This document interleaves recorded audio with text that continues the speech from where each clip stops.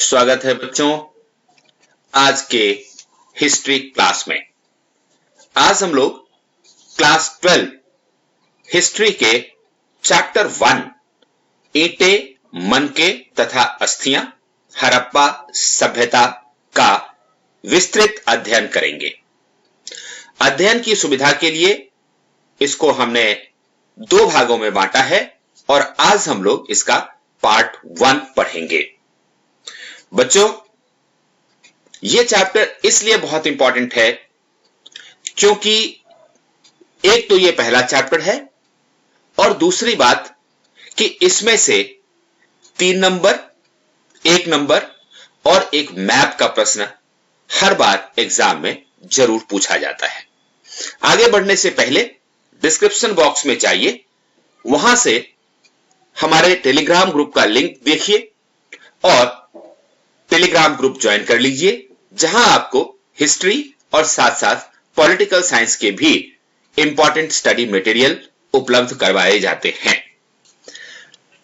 तो चलिए आगे बढ़ते हैं और देखते हैं कि आज की क्लास में हम लोग क्या सीखने वाले हैं। ये सारे टॉपिक्स हैं जिसके ऊपर आज हम चर्चा करेंगे। सबसे पहले हड़प्पा सभ्यता का नामकरण और इसका काल निर्धारण सीखेंगे।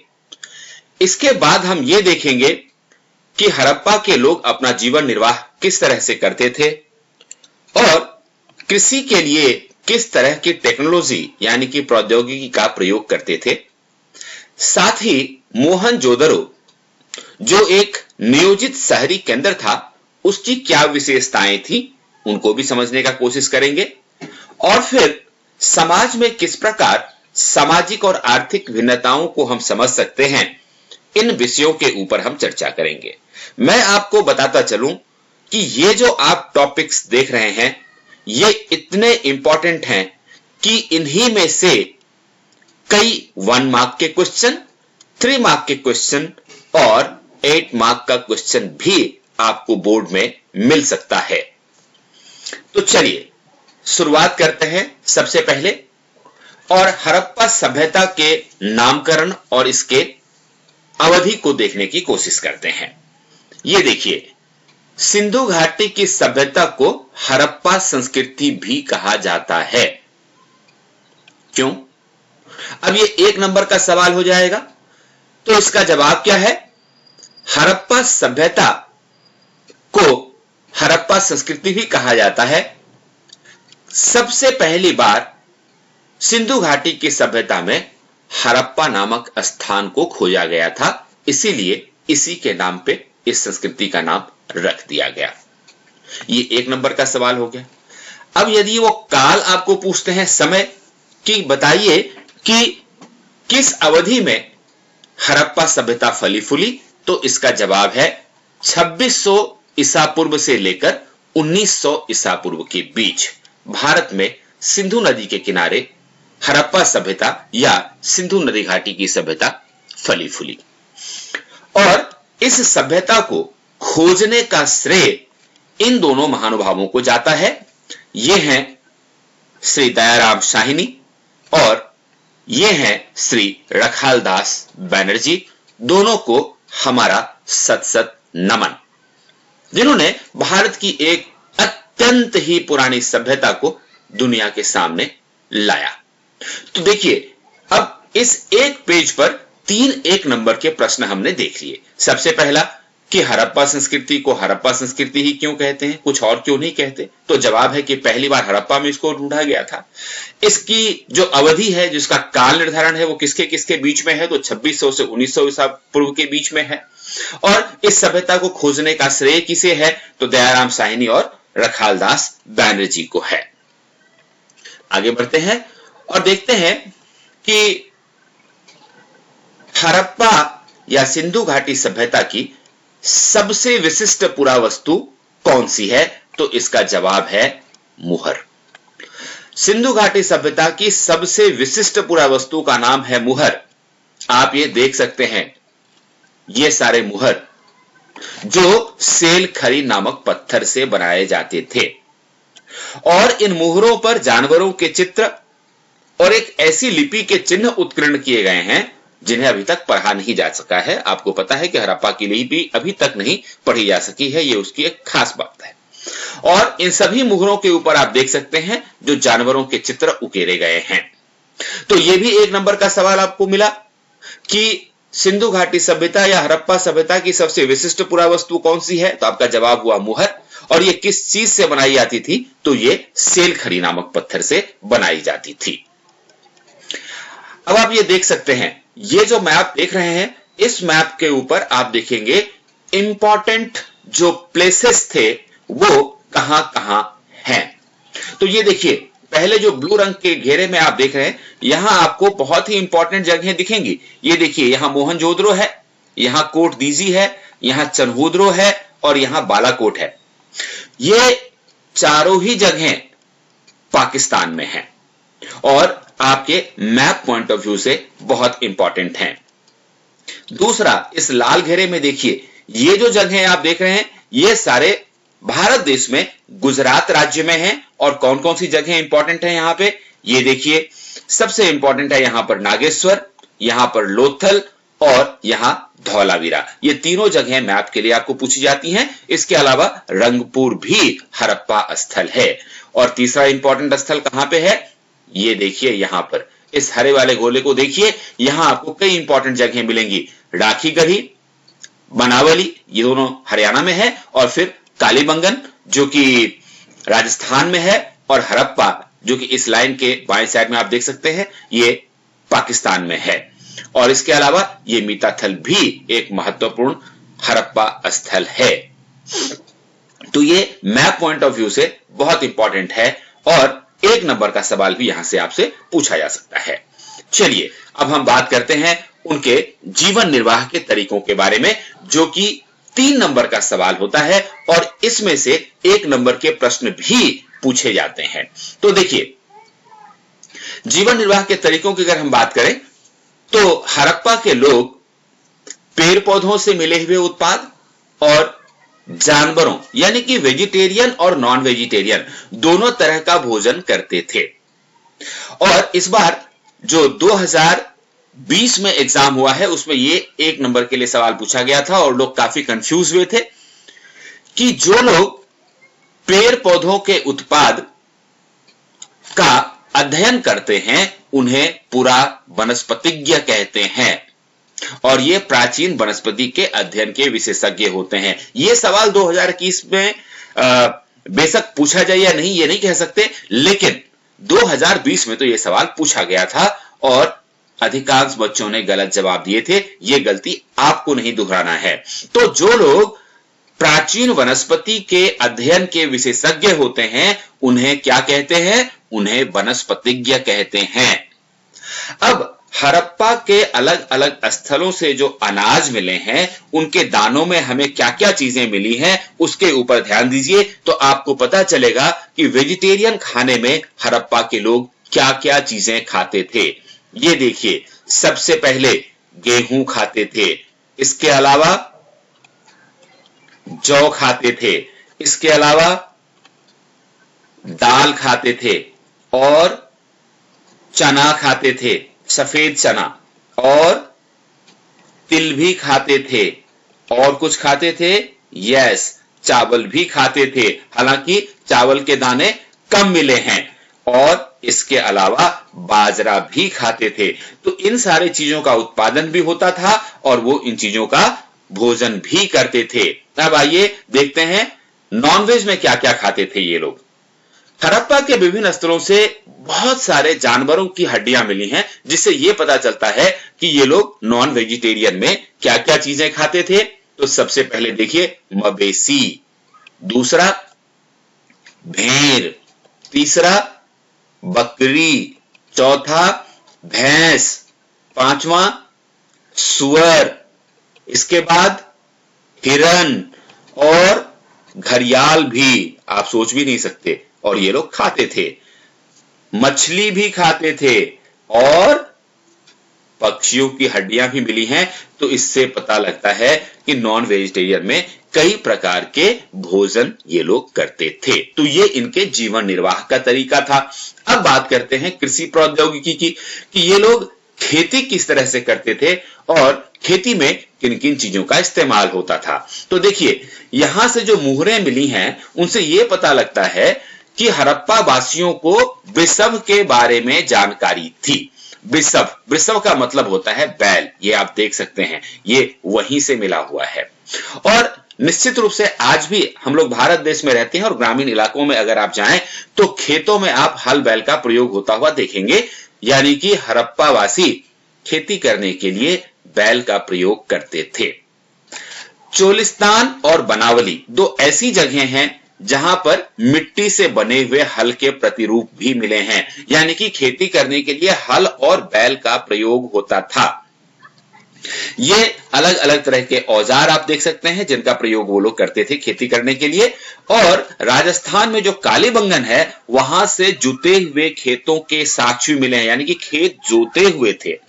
और एक खासियत ये थी कि इस खेत में हल रेखाओं के दो समूह एक दूसरे को समकोण पर काटते हुए विद्यमान थे, यानी कि यह पता लगता है इससे कि हड़प्पा के लोग एक साथ दो अलग अलग तरह की फसलें भी उगाते थे। तो देखिए, टेक्नोलॉजी में दो तरह की चीजें अपने को पता लग गई। सबसे पहला कि ये हल और बैल का प्रयोग करते थे, जो अपने आप में एक प्रौद्योगिकी है, और दूसरा ये इस बात की तकनीक भी जानते थे कि किस तरह से एक ही खेत में एक साथ दो अलग अलग फसलें उगाई जा सकती हैं।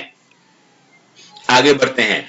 ये देखिए, यहां आपको हम बताते हैं कि हड़प्पा के लोग किस तरह से नहरों से, नदियों के पानी से, तालाब से और कुओं से सिंचाई के लिए पानी प्राप्त की जा सकती है, इसकी भी जानकारी रखते थे।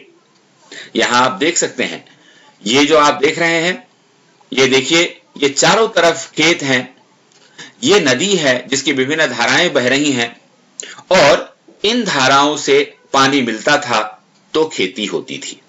दूसरा आप देख सकते हैं, यहां ये कुआं है, तो कुएं से भी पानी निकाल करके सिंचाई का काम किया करते थे। और यहां आप देख सकते हैं, ये एक तालाब का प्रतिरूप है, तो तालाब से भी पानी मिलता था, जलाशय से भी, टैंक से भी पानी मिलता था और उससे खेती की जाती थी। अफगानिस्तान में सोर्तगुई एक जगह है जहां से नहरों के अवशेष भी मिले हैं। इसके अलावा जैसा मैंने आपको बताया, कुएं और जलाशयों से भी सिंचाई का काम होता था। तो खेती करने के लिए सिंचाई कैसे करते थे ये लोग, ये आपको पता लग गया। चलिए अब एक बहुत ही महत्वपूर्ण क्वेश्चन की तरफ चलते हैं, जिसमें 3 नंबर के प्रश्न भी होंगे, 8 नंबर के भी प्रश्न होंगे और 1 नंबर के प्रश्न भी यहां से आपको पूछे जा सकते हैं कि मोहनजोदड़ो एक नियोजित शहरी केंद्र था। और ये जो स्केच है ये आपके एनसीईआरटी बुक में भी है। यहां आप देख सकते हैं कि इस तरफ आपको ये दुर्ग दिखाया गया है और दूसरी तरफ आप देख सकते हैं यहां आपको ये निचला शहर दिखाया गया है, और दोनों ही हड़प्पा यानी कि मोहनजोदड़ो शहर से प्राप्त हुए हैं। तो ये एक बहुत ही नियोजित शहरी केंद्र था, इसके बारे में अपने को जानकारी प्राप्त करनी है। तो चलिए आगे देखते हैं। ये देखिए, मोहनजोदड़ो एक नियोजित शहरी केंद्र था, और ये जो पहला लाइन आप यहां देख रहे हैं यही प्रश्न बनता है, संभवतः हड़प्पा सभ्यता का सबसे अनूठा पहलू शहरी केंद्रों का विकास था। स्पष्ट कीजिए, चाहे वर्णन कीजिए, चाहे मूल्यांकन कीजिए, चाहे परीक्षण कीजिए, कुछ भी आपसे पूछा जा सकता है।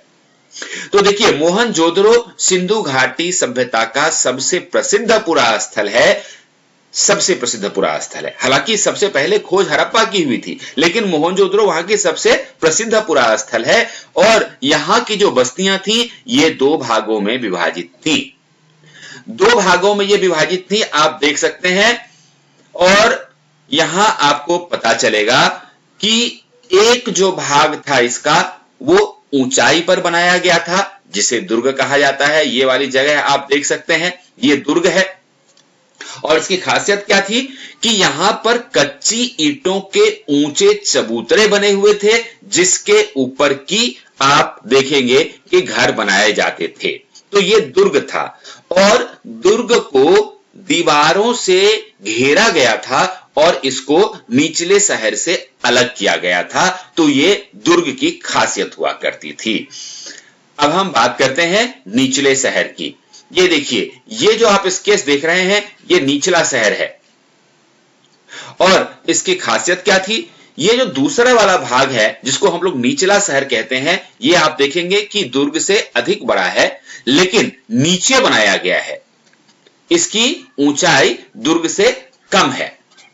इसको भी चारों तरफ दीवार से घेरा गया था। आप देख सकते हैं ये चारों तरफ ये दीवार से इसको घेरा गया था। और एक खास बात ये थी कि यहां पर पहले चबूतरे बनाए जाते थे, उसके बाद भवन निर्माण का कार्य चबूतरों के ऊपर एक निश्चित क्षेत्र में किया जाता था। यह खासियत थी यहां के नियोजन की। पहले बस्ती को नियोजित किया जाता था, यानी कि पहले बस्ती की प्लानिंग की जाती थी और फिर उसके अनुसार बस्ती बसाई जाती थी। यह बहुत ही महत्वपूर्ण बात थी इनके बारे में, क्योंकि आपको पता है आजकल भी हमारे देश के अंदर शहरें तो बस जाती हैं, लेकिन उनका प्लानिंग ढंग से नहीं किया जाता है।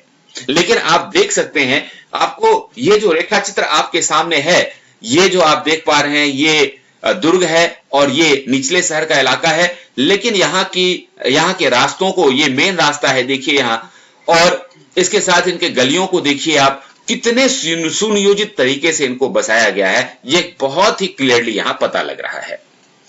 और घर बनाने के लिए धूप में सुखा करके या भट्टी में पका करके ईंटों का इस्तेमाल किया जाता था। अब इन ईंटों की जो लंबाई, चौड़ाई और ऊंचाई होती थी वह क्रमशः 4 गुनी और 2 गुनी होती थी। तो ये 1 नंबर का सवाल आपके पास हो गया कि यहाँ के जो ईंट होते थे उनकी लंबाई, चौड़ाई और ऊंचाई का अनुपात बताइए। तो 4 गुनी और 2 गुनी आप बताएंगे। अब आइए, ये 3 नंबर के लिए बहुत ही इंपॉर्टेंट प्रश्न है, जल निकास प्रणाली, जो अलग से आपको पूछा जा सकता है कि भाई आप हड़प्पा के जल निकास प्रणाली के बारे में क्या जानते हैं। तो देखिए, हड़प्पा के शहरों की सबसे अनूठी विशेषता जो थी वो यहां की जल निकास प्रणाली थी। यहां पर सड़कों को और गलियों को लगभग ग्रिड पद्धति पर बनाया गया था, यानी कि समकोण पर बनाया गया था, और ये एक दूसरे को समकोण पर काटती थी। आप ये चीज देख सकते हैं इन पिक्चरों के माध्यम से कि किस तरह से नालियां बनाई जाती थी जो घर से जुड़ी हुई होती थी। ये आप देख सकते हैं, यहां पर में ये एक घर है, तो यहां से एक ये नाली निकलती है, ये सड़क की नाली है, फिर ये नाली इस सड़क के नाली के साथ मिलती है, और फिर यहां से सारा गंदा पानी शहर से बाहर निकलता है। अब देखिए, एक खास बात क्या थी कि पहले नालियों के साथ साथ गलियों को बनाया गया था और फिर उनके अगल बगल में आवासों का निर्माण किया गया था। यह बहुत ही खास बात है कि पहले सड़क और गलियां बनती थी और उसके बाद उसके अगल बगल में घर बनाए जाते थे, और प्रत्येक घर की कम से कम एक दीवार गली से सटी हुई होती थी, जिससे कि घर का गंदा पानी गलियों के नालियों में चली जाए और फिर वो वहां से बाहर निकल जाए। यानी कि हड़प्पा के लोग साफ सफाई का बहुत ध्यान रखते थे। अब आइए वहां के गृह स्थापत्य की बात करते हैं। मोहनजोदड़ो में जो लोग घर बनाते थे ना, उनके घरों में बीच में एक आंगन होता था और जिसके चारों ओर कमरे बने होते थे। ये आप देख सकते हैं, ये पीली रेखा को आप ध्यान से देखिए, इसको हमने घेरा है, जो बीच का जगह आप देख रहे हैं ये इसका आंगन है, और इसके चारों तरफ आप देख सकते हैं ये कमरे बने हुए हैं। आंगन में खाना पकाने का काम होता था, महिलाएं कताई का काम करती थी। एक बड़ी खास बात यह थी कि ग्राउंड फ्लोर जो होता था इनके घरों का, उसमें खिड़कियां नहीं होती थीं। इसका कारण यह था कि ये लोग अपने प्राइवेट लाइफ को बहुत ही ज्यादा महत्व देते थे, और साथ ही एक खास बात यह होती थी कि इन घरों का जो मुख्य द्वार होता था वो इस तरह से बनाया जाता था कि वहां से जो आंगन का जो आंतरिक हिस्सा है उसको सीधा नहीं देखा जा सकता है। यानी कि कई लोगों की जो आदत होती है दूसरों के घरों में ताकने झांकने की, उससे बचने के लिए मुख्य द्वार इस हिसाब से बनाया जाता था कि वहां से आंगन को सीधा नहीं देखा जा सकता था। और देखिए, एक खास बात क्या थी कि हर घर का ईंटों के फर्श से बना हुआ एक स्नानागार होता था। यानी कि हर घर में ईंट से बना हुआ एक बाथरूम होता था और इस बाथरूम से जो नालियां निकलती थी वो दीवार के माध्यम से सड़क के नालियों से जुड़ी हुई होती थी। कई घर ऐसे होते थे जो डबल स्टोरी होते थे, तो वहां पर ऊपर जाने के लिए सीढ़ियां भी बनी होती थी। ये आप देख सकते हैं, यहां पर में ये सीढ़ियां बनी हुई हैं ताकि ऊपर जाया जा सके। यहां भी आप एक छोटा सा सीढ़ी आप देख सकते हैं, ये और ऊपर के तल पर जाने के लिए है। कहने का मतलब अगर डबल स्टोरी घर होता था तो सीढ़ियां भी होती थी। और कई घरों के आवासों के बाहर कुएं हुआ करते थे। ये एक बहुत खास बात है, आप यहां देख सकते हैं इस चीज को। ये देखिए, यहां एक कुआं है और ये घर के बाहर है। ये आप देख सकते हैं, यहां सब अंदर की तरफ सब लोग रह रहे हैं, लेकिन ये जो कुआं बना हुआ है ये घर के बाहर बना हुआ है। इसका कारण ये था कि राहगीर जो वहां से गुजरे, अगर उसे प्यास लगे तो वो भी वहां से पानी पी सके। अब आइए, एक बहुत ही इंपॉर्टेंट चीज आपको मैं दिखाता हूं और ये है मोहनजोदड़ो का विशाल स्नानागार। ये एक आयताकार स्थान है, ये आप देख सकते हैं, ये आयताकार है ये, और ये चारों तरफ से एक गलियारे से घिरा हुआ है। जलाशय तक जाना हो अगर आपको, तो उसके उत्तर और दक्षिणी भाग में सीढ़ियां भी बनी हुई हैं और जलाशय के किनारों पर ईंटों को जमाकर जिप्सम के गाढ़े के प्रयोग से इसे जलबद्ध किया जाता था ताकि पानी बाहर ना निकल जाए। और इसके तीनों ओर कमरे बने हुए होते थे जिनमें एक बड़ा कुआं भी हुआ करता था। तो ये वहां का विशाल स्नानागार था और ये इसकी विशेषताएं थी जो अलग से आपको 3 नंबर के लिए पूछा जा सकता है। ये देखिए, जो मैं बात कर रहा था कि यहां जो ये जलाशय मिला है, इसमें पानी एक बड़े नाले से बाहर निकालने की भी व्यवस्था थी और इसके उत्तर में 8 स्नान घर बनाए गए थे। एक गलियारे के दोनों ओर 4-4 स्नान घर बनाए गए थे और प्रत्येक स्नान घर से नालियां गलियारे के साथ साथ बने एक नाली में मिल जाती थी। कहा जाता है कि इसका जो प्रयोग है यह किसी खास अवसर पर स्नान करने के लिए किया जाता होगा। ये आप देख सकते हैं, यहां पर मैंने आपको बताया, ये जो है पानी भरा हुआ है इस तालाब में। ये आप देख सकते हैं उत्तर और दक्षिण में ये सीढ़ियां बनी हुई हैं और इसके दोनों तरफ आप देख सकते हैं, इनफैक्ट इस तरफ भी ये चारों तरफ कमरे बने हुए हैं। तो जब पिक्चर के साथ साथ आप पढ़ते हैं तो आपको याद करने में बहुत आसानी होती है, इसलिए ये एनिमेशन मैं आपको दिखा रहा हूं। अब आइए हम वहां के सामाजिक भिन्नताओं का अवलोकन करते हैं। देखो बच्चों, समाज कोई भी हो, आज का हो या हड़प्पा का समाज हो, समाज 2 तौर पर भिन्न होते हैं। एक तो स्टेटस को लेकर के और दूसरा जो होता है रुपया पैसा, क्योंकि हर समाज में धनी और गरीब लोग हुए हैं।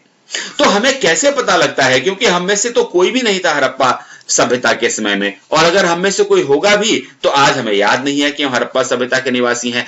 तो वहां के सामाजिक और आर्थिक भिन्नताओं को हम किस तरह से समझ सकते हैं, यह अपने आप में 8 नंबर या फिर 3 नंबर का सवाल हो सकता है। तो एक तरीका है वहां के समाधान को समझने का।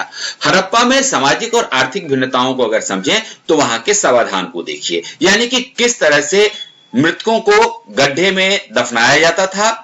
और आप देखेंगे कि कई जगह पे तो उनके सतहों को ईंटों से चिनाई की जाती थी। तो निश्चित रूप से अगर गड्ढा खोदा गया और किसी को उसी तरह से उसको नॉर्मली दफना दिया गया और वहीं पर एक दूसरा व्यक्ति मरा और उसके पहले ईंट से चिनाई की गई, फर्श बनाया गया चारों तरफ से और उसके बाद उसमें डाला गया उसके शव को, तो इसका मतलब है कि दूसरा व्यक्ति अमीर होगा और पहला वाला व्यक्ति जो है गरीब होगा। आप ये देख सकते हैं यहां पर ये जो यहां पर ये आप शव देख रहे हैं, ये इसके चारों ओर चिनाई की गई है, फर्श बना हुआ है और उसके बाद ये आप देख सकते हैं उनके आवश्यकता की वस्तुएं भी यहां रखी गई हैं। इसका क्या कारण हो सकता है? क्योंकि आप अगर इनके आप समाधानों को देखेंगे तो आपको पता लगेगा कि कुछ कब्रों में मृतभांड भी रखे हुए हैं। ये आप देख सकते हैं, ये सारे मृतभांड हैं और कई जगहों पर आभूषण भी मिले हैं। इन चीजों से यह पता लगता है कि हड़प्पा वासी ऐसा मानते थे कि इन चीजों की जरूरत मरने के बाद भी लोगों को होती होगी।